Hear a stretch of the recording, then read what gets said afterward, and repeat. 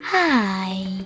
In front of me is SONY Xperia 10V, and today I would like to show you how you can use split screen view.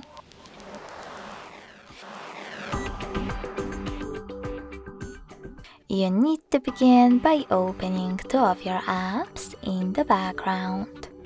In order to do that, click on the first one, tap on Home button, select the other one, and tap on this square button.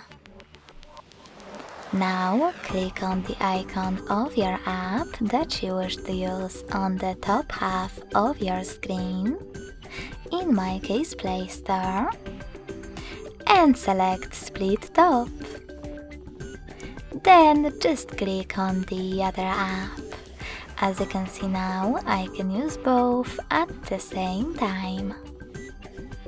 If you wish to go back from this mode, drag one of your apps all the way up or all the way down and click on Home button.